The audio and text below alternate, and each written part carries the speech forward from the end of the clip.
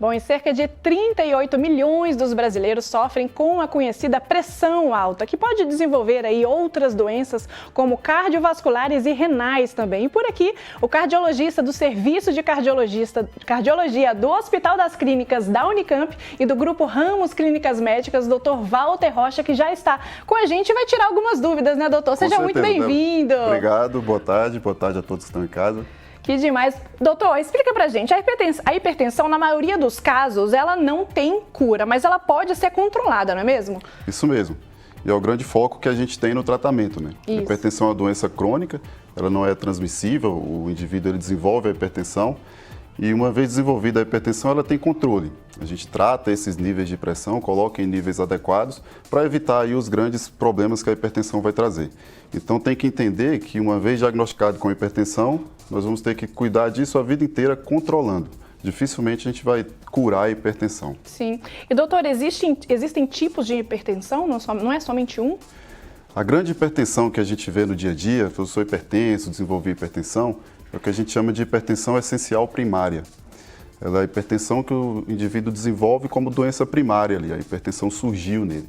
Mas existem também as causas de hipertensão secundária. São algumas outras doenças, ou do sistema endocrinológico, né, e os hormônios, ou do sistema vascular, que tem como hipertensão uma de suas manifestações. Então, nesses casos, a gente chama de hipertensão secundária. Sim. E, doutor, qual que é a relação da função renal com a pressão?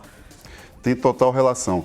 A função renal, né, os rins, assim como o coração e assim como o cérebro, são os grandes alvos, os grandes órgãos-alvos da hipertensão. Então, esses níveis de pressão ao longo do tempo vai lesando as paredes dos vasos e nesses órgãos especificamente vai trazendo prejuízo para a sua função. Daí que vem o derrame, o AVC no cérebro, vem o infarto no coração ou aumento do músculo cardíaco.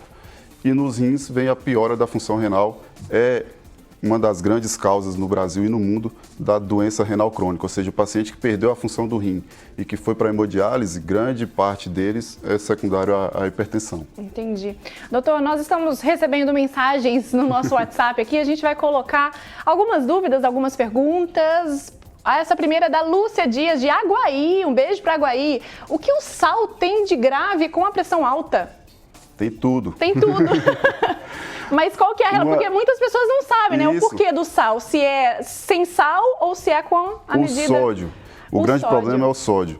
E aí a grande fonte nossa de sódio no dia a dia é o sal nos alimentos, né? E aí não só os alimentos de casa, porque 80% do sal que a gente consome no dia está relacionado com aqueles alimentos industrializados. Sim. Então, o cloreto de sódio, né, que daí o sódio que é ingerido na dieta, é um dos grandes, tem grande associação com o desenvolvimento e manutenção da hipertensão.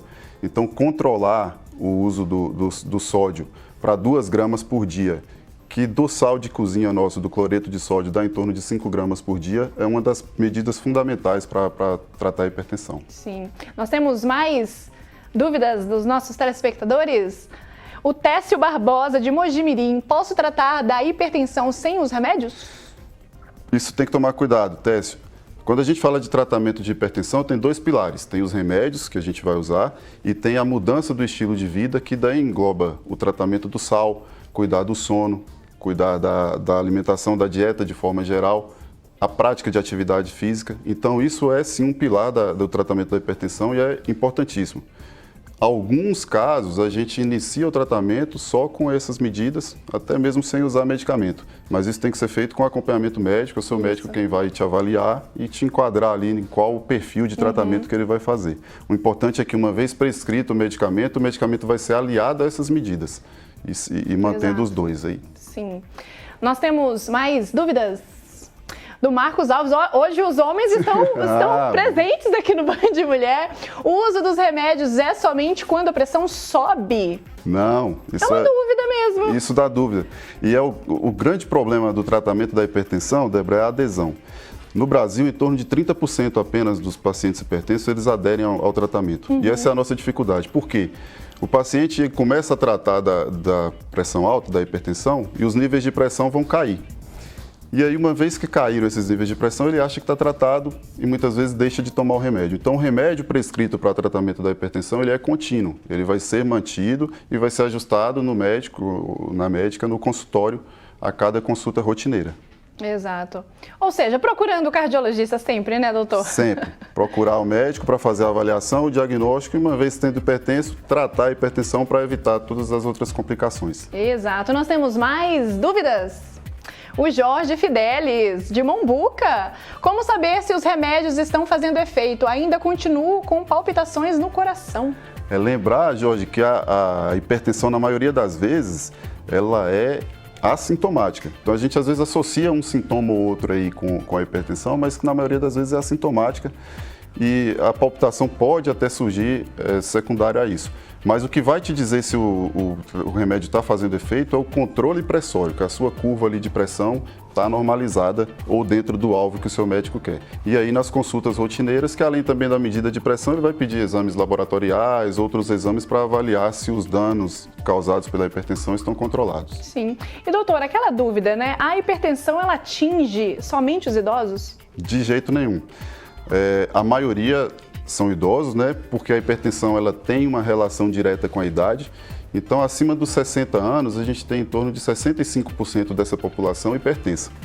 Mas é errado achar que a hipertensão ela só atinge os idosos. Ela começa também nas faixas mais baixas. E aí tem uma relação, normalmente assim, os homens mais jovens, eles têm mais hipertensão, mas as mulheres, elas adquirem hipertensão com o passar das décadas. Então, por volta ali dos 50 anos, a gente tem uma equidade entre homens e mulheres hipertensos, mas a hipertensão, ela normalmente começa ali da terceira para a quarta década de vida, e aí vai se desenvolver. E claro, com o aumento com o envelhecimento da população, vai aumentando essa prevalência também. Entendi. Doutor, é possível a pessoa ter hipertensão caso os pais não tenham? É possível. A hipertensão ela tem um componente genético, mas que não é de maneira nenhuma exclusivo. São vários genes relacionados com isso, tanto que o principal componente da hipertensão, do desenvolvimento da hipertensão, são os fatores socioambientais e culturais. Então, a alimentação, a dieta, o ganho de peso durante a vida, o sedentarismo, ou seja, esses outros fatores do dia a dia, do estilo de vida, são muito mais importantes do que o efeito genético em si. Então, possível ser hipertenso sem que os pais sejam hipertensos. Ou seja, não fazendo tudo isso pode trazer hipertensão. Ou seja, esse hábito que diz. E é o que a gente tem que focar, que é nessa prevenção. A gente tem que focar na prevenção da hipertensão. Como que eu vou fazer isso? Se eu tenho uma carga genética para ser hipertenso, isso eu não consigo mudar. O que eu consigo mudar? Fazer atividade física, regular minha alimentação, tirar o sal, abolir o tabagismo. Então são as medidas que a gente faz para controlar o peso, o sono, que vão fazer com que eu me previna de ter hipertensão. E se for hipertenso, são medidas essenciais para o tratamento e para o controle dos níveis de pressão. Ou seja, essas medidas aí, além dos medicamentos, pode também trazer o hipertenso a controlar essa pressão arterial. Sim.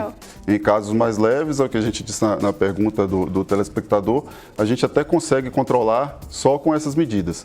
Nos casos em que é necessário medicamento, esse medicamento ele vai ser incluído também junto com as medidas. Então essas medidas elas são fundamentais, tem que estar presente no tratamento de qualquer hipertenso. E doutor, qual que é a medida, não sei te dizer, mas qual que é a medida para validar mesmo a pressão alta? Porque a minha é super baixa, viu, doutor? A gente às vezes aqui é 10, isso é muito baixo. Não, a gente faz uma confusão com isso porque tem o famoso 12/8. Isso, né? 12/8. Então 12/8 é a pressão. Tá tudo bem, tá 12/8 de pressão, tá normal, mas 12/8 é uma pressão habitualmente normal, mas níveis um pouco mais abaixo que isso, desde que assintomáticos, está tudo bem. A hipertensão, ela é diagnosticada com níveis normalmente acima de 14/9. Tem algumas outras diferenças, mas de maneira geral acima de 14/9, mas lembrar que isso é de maneira sustentada. Essa é uma grande confusão que a gente faz. A pressão ela vai variar durante o dia. Se eu estou fazendo atividade física, eu estou no momento de repouso, a pressão vai variar de acordo com isso. Ela vai subir na atividade física, mas o paciente que tem níveis de pressão insistentemente aumentados, acima de 14/9, ele é o diagnosticado como hipertenso. E doutor, eu não lembro onde eu já presenciei que sempre, quando, eu não sei explicar, mas a partir de um determinado número, ele é preocupante, não é? Que geralmente não é nem, por exemplo, o 14, mas o mais, me corrija se eu estiver errada, o mais Ai, não vou saber te explicar, mas o mais... A mais baixa seria?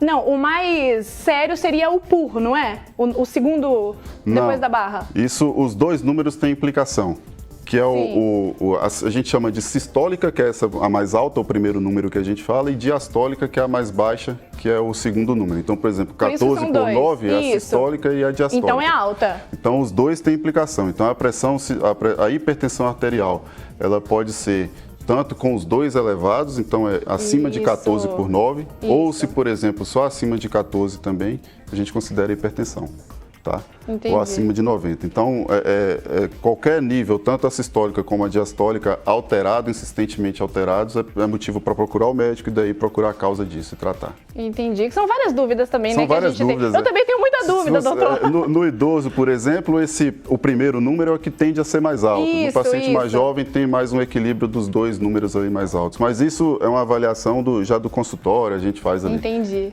Doutor, muitíssimo obrigada por tirar todas essas nossas dúvidas. A gente teve muitas mensagens aqui no nosso WhatsApp e dúvidas também da gente mesmo aqui. São dúvidas mesmo que surgem. Hipertensão, esse dia da hipertensão é importante para isso, para a conscientização da prevenção e do tratamento e da manutenção do tratamento, da importância de seguir, ser aderente, né? Se manter tratando. Exato. Muitíssimo obrigada, viu, doutor?